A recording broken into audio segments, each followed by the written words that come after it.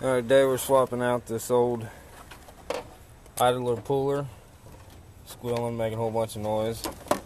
This new aftermarket Ider puller. All you need for this job is a 15mm socket, 1/2 wrench. Pretty much all you do is just loosen your Serpentine belt, torque to the left, not the right. Righty tighty, lefty loosey, good to remember. Eventually you'll wig it off here. A little tight fit with that fan in the way. As you can see, here's the old one. Kind of a totally different design there.